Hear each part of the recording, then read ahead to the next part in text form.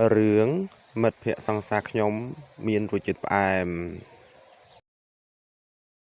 សង្សារខ្ញុំឈ្មោះថាវណ្ណាហើយចំពោះមិត្តស្រីខ្ញុំឈ្មោះថាធីតាហើយពួកយើងទាំងពីរនាក់គឺស្រឡាញ់គ្នាខ្លាំងមែនទែនហើយពួកយើងជាមិត្តនៅរស់នៅវិទ្យាល័យមានថាពួកយើងស្រឡាញ់គ្នានៅក្នុងវ័យសិក្សាចំពោះវណ្ណាគាត់ជាមនុស្សដែលស្ទាវហើយគាត់ចូលចិត្តលេងគាត់ចូលចិត្តដើរលេងគាត់ចូលចិត្តញ៉ែស្រីអីគ្រប់ទីកន្លែងហ្នឹងទៅឯចំពោះធីតាគាត់ជាស្រី high show មានន័យថាគាត់ជាអ្នកដែលចូលចិត្តដើរលេងចូលចិត្តហូបអីប្លែកៗឬក៏ហៅថាប្រភេទដែលជា Pressy Girl នៅក្នុងតំបន់សាលាជាដើមនឹងឯងអ្នកទាំងពីរគាត់ស្រឡាញ់គ្នានឹងគឺដោយសារតែគាត់មានរសជាតិអារម្មណ៍បែបដូចគ្នាគេហៅថាបើយើងនិយាយជាសាមញ្ញគឺមានសភាវៈរូបដូចគ្នាគឺចូលចិត្តដើរលេងចូលចិត្តសប្បាយអញ្ចឹងណាចំពោះវណ្ណានិងធីតាគឺពួកគាត់ជាសង្សារដែលស្រួលទៅស្រួលមកគាត់អត់សូវខ្វល់ខ្វាយជាច្រើននោះទេជារឿយគាត់តែងតែដើរលេងជុំគ្នាសប្បាយនៅពេលយប់ម្លប់ពេលថ្ងៃក៏ចូលសាលាហើយពេលយប់ក៏ចូលក្លឹបក៏ចូល Beer Garden អីផ្សេងហើយចំពោះវណ្ណាគាត់ជាមនុស្សប្រុសដែលខូចព្រោះសារគាត់ដើរលេងច្រើនហើយចំពោះធីតាគាត់ក៏ជាមនុស្សដើរលេងច្រើនដែរតែគាត់ក៏នៅតែចូលផ្ទះក៏អំពីវណ្ណាគាត់ដើរលេងច្រើនតែគាត់អត់សូវចូលផ្ទះទេគាត់ដេកផ្ទះអ្នកនេះអ្នកនោះជាមិត្តភក្តិជាមិត្តរួមថ្នាក់ឬក៏ជាក្រុមបងធំស្ទីលរបស់គាត់នឹងឯងពីមួយថ្ងៃទៅមួយថ្ងៃពួកគាត់តែងតែក្រៅតែពីរៀនគាត់ដើរលេងជាមួយគ្នារហូតនឹងឯងហើយក្នុងថ្ងៃមួយនោះគឺចំពោះវណ្ណាគឺគាត់បានទៅហូបចុកអីជាមួយនឹងធីតាជារឿងធម្មតាតែនៅក្នុងពេលដែលគាត់ហូបអីជាមួយគ្នានៅកញ្ចុះនៅក្បែរសាលាហ្នឹងគឺពេលហ្នឹងគឺវណ្ណាគាត់បានស្គាល់មនុស្សស្រីម្នាក់ហើយក្នុងពេលហ្នឹងគឺដោយសារតែធីតាគាត់មានមិត្តភក្តិម្នាក់ដែលទើបទៅចូលសាលាថ្មីហើយពួកគាត់ដែលជាអ្នកដែលទៅចូលថ្មីក៏គាត់ណែនាំខ្លួនឲ្យស្គាល់ទៅហើយនារីម្នាក់នោះគឺឈ្មោះតាកននេថាហើយចំពោះប្អូនស្រីម្នាក់ដែលគាត់ឈ្មោះកនថាគាត់ទៅចូលសាលាថ្មីថ្មោងទេប៉ុន្តែក្នុងហ្នឹងគាត់ចូលក្រុមជាមួយនឹងធីតាហើយនៅពេលដែលគាត់ចេញលេងគឺគាត់អង្គុយជាមួយគ្នាហើយណែនាំឲ្យវណ្ណាស្គាល់ប្រាប់ថាបងនេះគឺជាមិត្តភក្តិរបស់អូនទៅតែចូលថ្មីនោះឯងហើយនៅក្នុងពេលគ្រាហ្នឹងគឺវណ្ណាគាត់បែរជាភ្នែកគាត់មើលសម្លឹងទៅកនថាយ៉ាងខ្លាំងដោយសារតែកនថាគឺជាប្រភេទជានារីដែលសិចស៊ីហើយក៏ស្អាតខ្លាំងដែរគាត់បង្ហាញតម្រង់សដន់ហើយនឹងតម្រង់រៀងរើមុខគឺស្អាតមែនទែនសឹងតែធីតាសុំចាញ់ហើយប៉ុន្តែក្នុងគ្រាហ្នឹងគាត់អត់សូវហ៊ានមើលទេគាត់មើលបានតែក្លាប់ចាក់ភ្នែកតិចតួចនៅពេលដែលធីតាជាសង្សាររបស់គាត់ហ្នឹងមិនសូវជាខ្វាយខ្វល់ក្នុងពេលហ្នឹងគាត់សម្លឹងមែនទែនគឺចំពោះវណ្ណាគឺចាត់ទុកថាកនថាហ្នឹងគឺជាប្រេស៊ីសម្រាប់គាត់លើពីធីតាដែលជាសង្សាររបស់គាត់ទៅទៀតអានៅក្នុងចិត្តរបស់គាត់ដែលគាត់គិតទេណាពីថ្ងៃនឹងមកគឺវណ្ណាគាត់អត់មានអារម្មណ៍ថាគាត់សូវខ្វល់អំពីធីតាទេព្រោះដោយសារអីពេលដែលរសជាតិនៃជីវិតរបស់គាត់គឺមានកនថាចូលទៅក្នុងសាលាហើយភាពស៊ីស៊ីរបស់គាត់ធ្វើឲ្យវណ្ណាពេញចិត្តយ៉ាងខ្លាំង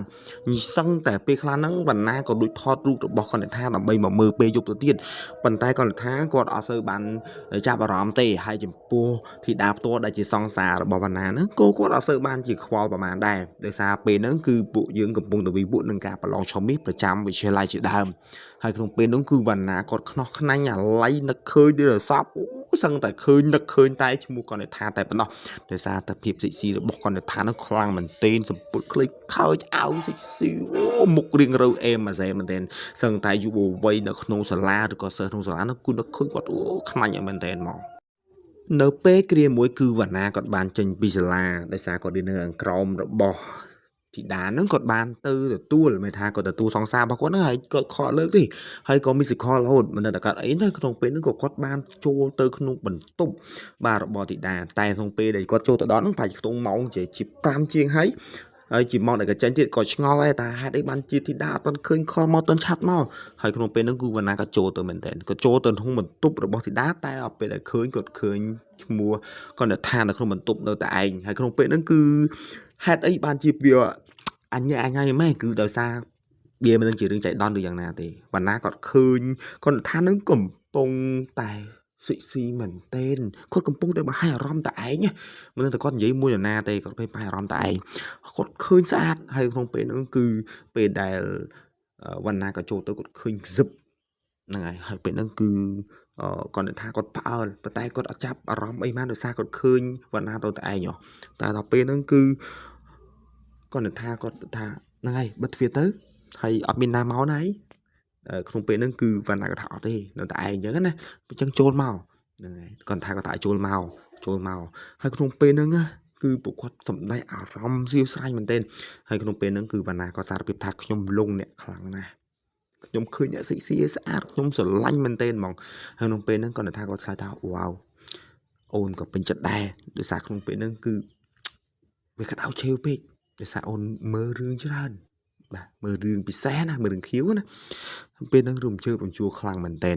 ធ្វើឲ្យវណ្ណានឹងគាត់ថាគាត់បានឡើងឋានសួគ៌ជាមួយគ្នាអូយសាហាវក្នុងបន្ទប់ហ្នឹងឯងគ្មានអ្នកណានៅទេក្នុងពេលហ្នឹងឯងអញ្ចឹងពេលហ្នឹងគាត់ចប់ហើយគាត់ចេញកៅរៀងខ្លួនវ៉ាវកន្លះម៉ោងជាងដែលធ្វើឲ្យវណ្ណាហើយនឹងគាត់ថាគាត់បានអ៊ីកគ្រោះក្តៅជាមួយគ្នាយ៉ាងឆ្អែតមែនទែនហើយក្នុងចាប់ពេលហ្នឹងមកគឺវណ្ណាអត់សូវចាប់អារម្មណ៍ជាមួយនឹងធីតាទេគាត់ទៅចាប់អារម្មណ៍ជាមួយនឹងគាត់ទៅថាដែលជាមិត្តថ្មីរបស់សង្សាររបស់គាត់ទៅវិញតើហេតុអីមកពីរឿងអញ្ចឹងឯងអញ្ចឹងមានថាអារម្មណ៍នៃពីការសោះស្អាតអញ្ចឹងមនុស្សយើងជួយចិត្តមនុស្សប្រុសជួយចិត្តណាអាភិបសិស៊ីអញ្ចឹងហើយបានជា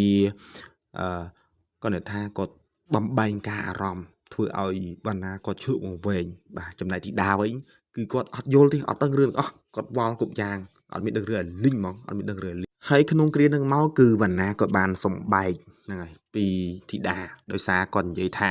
គាត់អូអត់ចូលចិត្តទេធីតាហ្នឹងហើយក្នុងពេលដែលគាត់បែកគ្នាមកគឺវណ្ណាក៏បានទៅតាក់ទងជាមួយនឹង